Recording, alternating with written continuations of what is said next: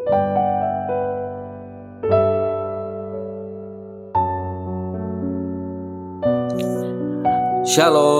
selamat pagi keluarga besar PMK Kataros. Berjumpa kembali dengan program Renungan Harian PMK Kataros edisi Senin 31 Agustus tahun 2026. Firman Tuhan bagi kita di hari ini terambil dari 2 Petrus pasalnya yang ketiga ayat yang ke-18.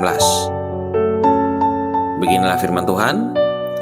Tetapi bertumbuhlah dalam kasih karunia dan dalam pengenalan akan Tuhan dan Juru Selamat kita, Yesus Kristus.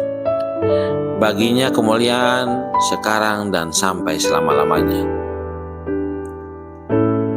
Tema renungan hari ini, merdeka untuk bertumbuh. Kemerdekaan sejati yang dianugerahkan Kristus bukanlah sebuah garis akhir, melainkan awal dari perjalanan iman. Sebagai orang-orang yang telah dimerdekakan dari perhambaan dosa, kita dipanggil untuk tinggal diam dan menjadi pasif, terutama setelah lahir baru. Rasa syukur atas kemerdekaan tersebut seharusnya mendorong setiap kita yang beriman untuk merindukan pertumbuhan dan yang berkelanjutan di dalam Tuhan. Ketika pertumbuhan itu terhenti, iman kita berisiko menjadi rapuh dan mudah terombang-ambing oleh tantangan zaman.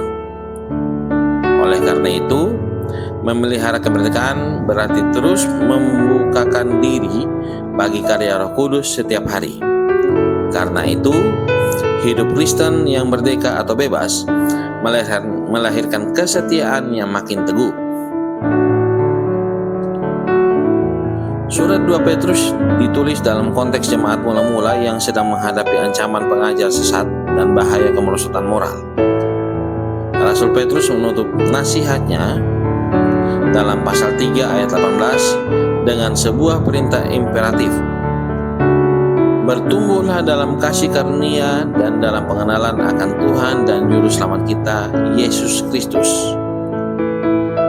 Kata bertumbuhlah dalam bahasa Yunani yang berarti ausanete berbentuk masa kini present imperatif yang menunjukkan proses yang terus-menerus dan tiada henti. Tokoh gereja seperti John Calvin menekankan bahwa pengenalan akan Kristus bukanlah sekedar pengetahuan intelektual, melainkan hubungan personal yang hidup dan transformatif. Secara khusus, frasa dalam kasih karunia dan dalam pengenalan menggunakan struktur paralel yang menunjukkan bahwa kedua hal ini tidak dapat dipisahkan dalam pertumbuhan rohani. Kasih karunia menyediakan ruang dan daya bagi kita untuk dipulihkan. Sementara pengenalan yang mendalam atau epignosis memberi arah agar pemulihan itu membuah hasil yang nyata. Tanpa kasih karunia, upaya mengenal Kristus dan akan terjebak dalam kekakuan pikiran. Sebaliknya, tanpa pengenalan yang benar, pemahaman akan kasih karunia rentan tergelincir menjadi kebebasan yang liar. Oleh karena itu, iman bukanlah hasil dari usaha mandiri, melainkan buah dari relasi yang makin intim dan melekat pada Yesus Kristus. Melalui keseimbangan inilah, setiap orang percaya dapat berdiri teguh menghadapi penyesatan yang terus menghasilkan buah yang memuliakan Allah. Dengan demikian, kemerdekaan Kristiani yang sejati diekspresikan melalui komitmen yang jelas dan konsisten untuk makin mengenal dan menyerupai Kristus. Saudara yang terkasih, di tengah era digital yang bergerak serba cepat ini, jemaat modern dihadapkan pada berbagai tantangan iman yang kompleks, mulai dari kekuatan paham materialisme, ketergantungan teknologi, hingga relativisme moral atau kebenaran menurut versiku yang perlahan mengikis keintiman rohani kita dengan Tuhan.